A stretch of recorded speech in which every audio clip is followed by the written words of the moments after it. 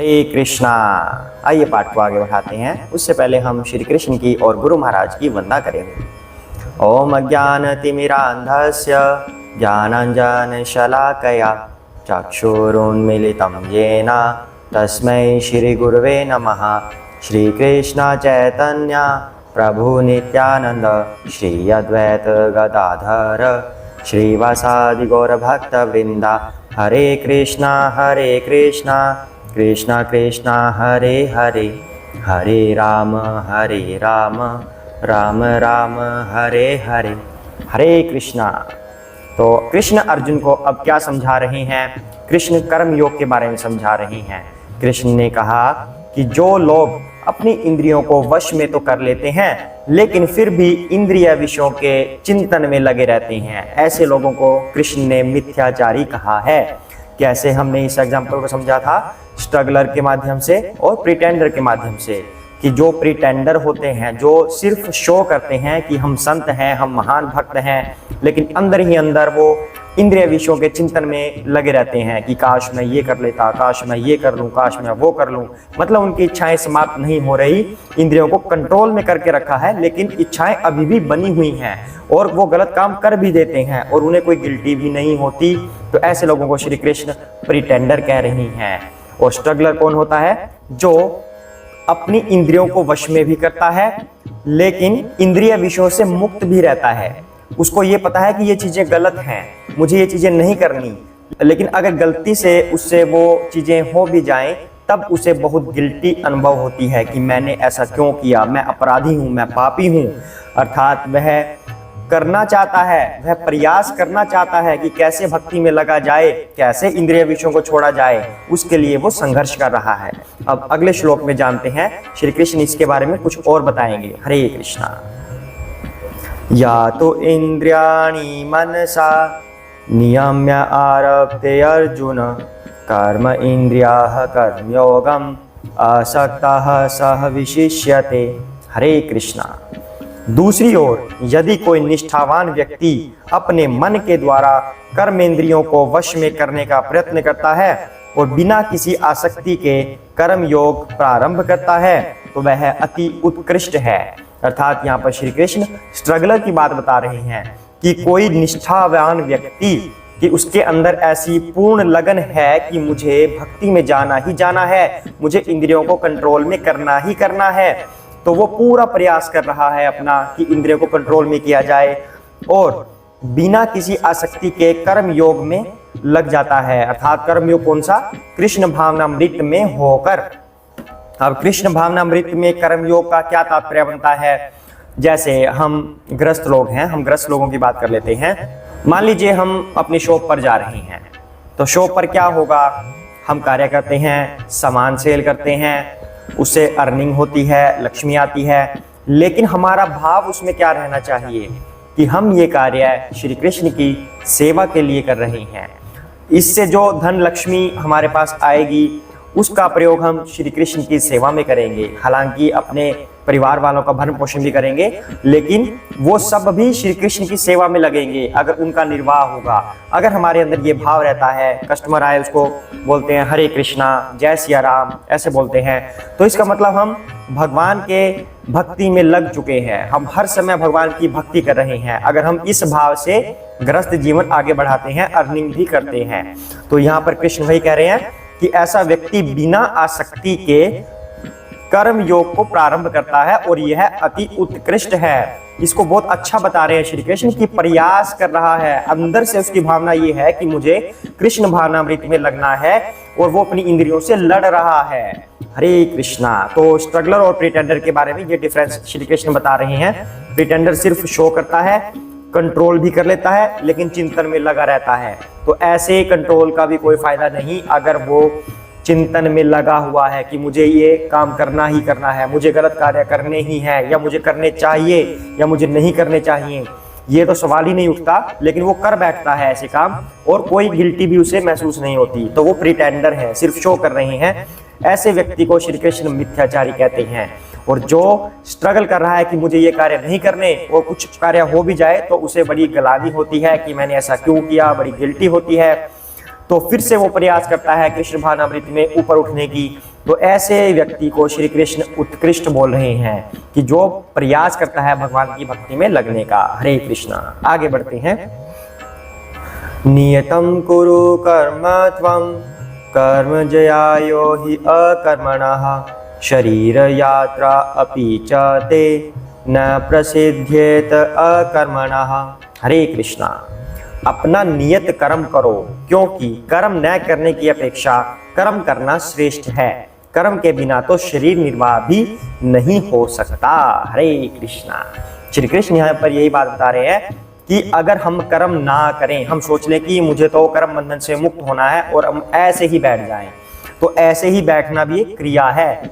सो जाएं, सोना भी एक क्रिया है, मतलब कर लें, ये कर लूं, ये हो जाए, ये सब चीजें क्रिया हैं, अर्थात कर्म है।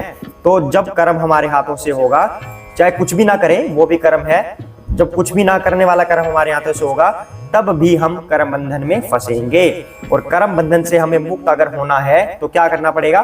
कृष्ण भावनामृत में कर्म करना चाहिए, खाली नहीं बैठना चाहिए। खाली बैठेंगे तो वो कर्म बंधन के अंतर्गत आएगा और हम कर्म बंधन में फंस जाएंगे। इसलिए हम खाली तो बैठ ही नहीं सकते, कर्म बंधन से छूटना है तो, यानी कि कुछ भी ना करें तब भी हमारे हाथ से कर्म तो हो ही रहे हैं। इसलिए हमें करना क्या चाहिए? कृष्ण भावनामृत में कर्म करने का प्रयास करना चाहिए, उससे हम कर्म बंधन में नहीं फंसेंगे। श्री कृष्ण यहाँ पर यही कह रहे हैं कि कुछ ना कुछ तो करना ही चाहिए, कर्म के बिना तो निर्वाह भी नहीं हो सकता। तो वो कुछ ना कुछ क्या करना चाहिए फिर? कर्म बंधन में फंसने वाले कर्म करने चाहिए या उनसे छूटने वाले कर्म करने चाहिए? तो जो एग्जाम्पल अभी लिया था कि निर्वाह भी नहीं हो सकता कर्म के बिना, तो कि जैसे हम ग्रस्त लोग होते हैं, व्यापार करते हैं, तो उसको भी हम कृष्ण भावनामृत में लग के कर सकते हैं। वो अर्निंग भी हम कृष्ण भावनामृत में लग के कर सकते हैं। अब कहते हैं कि मुझे तो सन्यासी बनना है, मुझे तो ब्रह्मचारी बनना है, मैं नहीं कर सकता ये काम सब, मुझे तो कुछ काम करना ही नहीं है। तो सन्यासी जो ब्रह्मचारी जो होता है उसे भी अपने निर्वाह के लिए कर्म करना पड़ता है, ये बात जान लीजिए। उसे भी भिक्षा मांगनी पड़ती है या कुछ और तरह तरह कर्म करने पड़ते हैं। सामान आ गया, मान लो सारी सामग्री दे दी, तो भोजन तो बनाना ही पड़ेगा खुद से, क्योंकि वो ब्रह्मचारी है, वो किसी से सेवा नहीं लेता, वो स्वयं सेवा करता है, भगवान की सेवा करता है, भगवान के भक्तों की सेवा करता है, तब भी उसे कर्म करना पड़ रहा है कुकिंग के जरिए। मतलब उसे भी अपने निर्वाह के लिए कुछ ना कुछ कर्म करना पड़ेगा, भिक्षा हो या खुद से सेवा हो, कुछ भी हो, कर्म वो भी करेगा। तो इसलिए भगवान कह रहे हैं कि बिल्कुल कुछ ना करने की बजाय कर्म करना ही श्रेष्ठ है। कौन सा कर्म करना? कृष्ण भावनामृत में लगकर, क्योंकि हम ऐसे ही रहेंगे बिना कर्म किए तो वो गलत कर्म गिने जाएंगे, हमारे कर्म बंधन वाले कर्म गिने जाएंगे। इसलिए अपने मन से खाली बैठने की अपेक्षा कृष्ण भावनामृत में कर्म करते जाइए। हरे कृष्णा। आगे बढ़ते हैं। याज्ञार्थात् कर्मणः अन्यत्र लोक अयं कर्म बंधनः तत् अर्थं कर्म कौन्तेय मुक्त संगा समाचार। हरे कृष्णा। श्री विष्णु के लिए यज्ञ रूप में कर्म करना चाहिए, अन्यथा कर्म के द्वारा इस भौतिक जगत में बंधन उत्पन्न होता है। अतः हे कुंती पुत्र, उनकी प्रसन्नता के लिए अपने नियत कर्म करो, इस तरह तुम बंधन से सदा मुक्त रहोगे। हरे कृष्णा। ये श्री कृष्ण यही बात कर रहे हैं जो हम अभी अभी कर रहे थे कि खाली मत बैठिए, बिल्कुल कुछ नहीं करेंगे तो वो कर्म बंधन में गिना जाएगा। श्री कृष्ण की भावना में लगकर, श्री कृष्ण भावनामृत होकर फिर कर्म कीजिए, फिर आप कर्म बंधनों से मुक्त हो जाएंगे। जीवन निर्वाह भी इसी तरह कीजिए कि हमें कृष्ण की सेवा के लिए ये कार्य करना है। हम अर्निंग कर रहे हैं, उस एकत्रित की हुई धन से या लक्ष्मी से हम कृष्ण की सेवा करेंगे। परिवार का हम निर्वाह कर रहे हैं, इसीलिए कर रहे हैं कि इनका निर्वाह होगा तो ये कृष्ण की सेवा कर पाएंगे और उनके धाम जा पाएंगे। इस तरह से अगर हम कर्म करते हैं तो हम कृष्ण भावनामृत में कर्म करेंगे और हम कर्म बंधनों से छूट जाएंगे। और यहाँ पर कृष्ण एक बात और कह रहे हैं कि श्री विष्णु के लिए यज्ञ रूप में कर्म करना चाहिए। अब यहाँ पर श्री विष्णु का नाम श्री कृष्ण ने क्यों लिया? वो खुद का भी ले सकते थे कि मेरे लिए यज्ञ कीजिए। सबसे पहली बात तो ये है कि जो यज्ञ के देवता हैं वो श्री हरि हैं, श्री विष्णु हैं वो यज्ञ के देवता। और दूसरी बात, जब ऐश्वर्य की बात होती है, कर्म की बात होती है, तब श्री विष्णु का नाम लेते हैं कृष्णा, क्यों लेते हैं? क्योंकि श्री कृष्ण एक भक्ति के लिए हैं। श्री कृष्ण की जो छवि है वो भक्ति रूपी है। जो जैसे हम घर में क्या करते हैं, घर में हम आराम करते हैं, खेलते हैं, आनंदित रहते हैं, तो वैसी छवि श्री कृष्ण की है। उनका घरेलू रूप श्री कृष्ण है, उनका ऑफिशियल रूप श्री विष्णु है। ऑफिस में जाकर तो हम कार्य करते हैं ना, कर्म करते हैं, ऐश्वर्यवान होते हैं, हमारी वाह वाह होती है। इस तरह से जो उनका ऐश्वर्य ओपुलेंस वाला रूप है वो श्री विष्णु है। तो क्योंकि यहाँ पर कर्म योग का संदेश दिया जा रहा है, इसलिए कृष्णा श्री विष्णु का नाम ले रहे हैं। कहते हैं कि यज्ञ रूप में श्री विष्णु के लिए कर्म करना चाहिए। अब क्या कह रहे हैं कि जो हमने वो जाना था ना, नॉलेज, ज्ञान लेना और उसके ऊपर फिर कर्म करना, तो वो जो कर्म वाली लाइन है ना, वहां पर श्री कृष्ण कह रहे हैं कि यज्ञ रूप में श्री विष्णु के लिए कर्म कीजिए, यानी कि सेवा कीजिए श्री विष्णु की। इस तरह से कह रहे हैं कि दूसरे अगर आप कर्म करोगे, इस यज्ञ के अलावा अगर आप कोई और कर्म करोगे, श्री विष्णु को प्रसन्न करने के अलावा कोई और कर्म करते हो, तो आप उन भौतिक कर्मों की वजह से कर्म बंधन में फंस जाओगे। इसलिए हे कुंती पुत्र, अपने नियत कर्म करते रहो भगवान श्री विष्णु की प्रसन्नता के लिए। एग्जाम्पल ले लेते हैं, जैसे भरत और श्री राम की बात करते हैं। भरत एक बहुत बड़े भक्त हैं, इतने बड़े भक्त हैं कि उन्होंने श्री राम की प्रसन्नता के लिए ही अयोध्या का शासन प्राप्त किया। लेकिन वो कैसे किया था? श्री राम की खड़ाऊं लेकर उन्हें राजगद्दी पर बिठाया और तब उस राज्य का कार्यभार संभाला था। अब श्री राम इसी में खुश थे, क्योंकि श्री राम को तो सब पता था कि मेरा अवतार क्यों हुआ है, मुझे राक्षसों का अंत करना है, नारद जी का जो वचन था, नारद जी ने जो शाप दिया था, वो भी सत्य करवाना है। तो श्री राम का तो उद्देश्य तभी पूरा होता है जब वो वन में जाएंगे।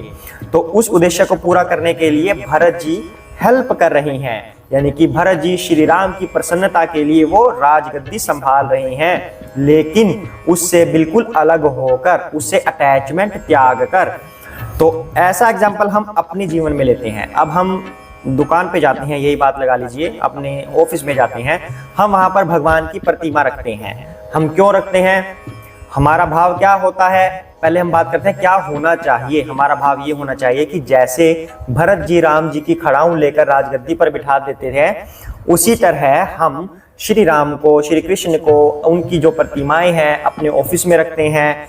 क्यों रखते हैं? क्योंकि हे भगवान, ये सब आपका है, मैं आपकी सेवा के लिए ही आपका ये कार्य कर रहा हूँ। ये व्यापार जो चल रहा है वो आपकी सेवा के लिए चल रहा है, आपकी कृपा से चल रहा है। इससे जो धन लक्ष्मी एकत्र होगी उससे आपकी ही सेवा होगी, ये सब आपका है।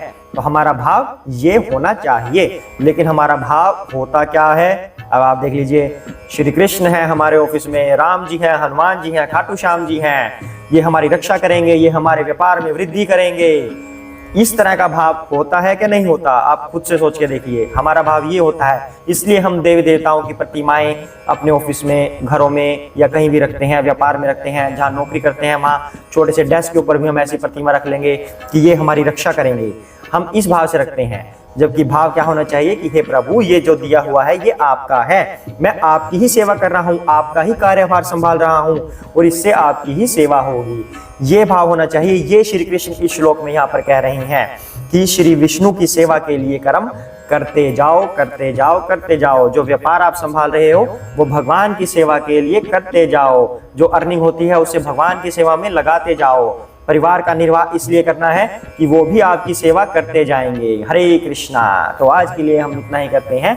आशा है आपको आज समझ आया होगा। काफी अच्छा ज्ञान श्री कृष्ण दे रहे हैं और भगवत गीता जैसा ज्ञान तो किसी शास्त्र में मिल ही नहीं सकता। ये हमारी लाइफ का मैनुअल है। This is the manual of our life. तो श्री कृष्ण ने गीता बोली ही इसलिए थी ताकि हम सीख सकें कि हमें जीवन कैसे व्यतीत करना है, किस सिचुएशन में हमें क्या डिसीजन लेना है। ये सब हम श्रीमद् गीता से सीख सकते हैं। श्रीमद् भगवत गीता से हम ये सब सीख सकते हैं। श्री कृष्ण ने ये ज्ञान हमारे लिए ही दिया है। सभी साथ में बोलेंगे, जय श्री कृष्ण चैतन्य प्रभु नित्यानंद श्री अद्वैत गदाधर श्री वसादि गौर भक्त वृंदा। हरे कृष्ण कृष्ण कृष्ण हरे हरे, हरे राम राम राम हरे हरे, हरे कृष्णा।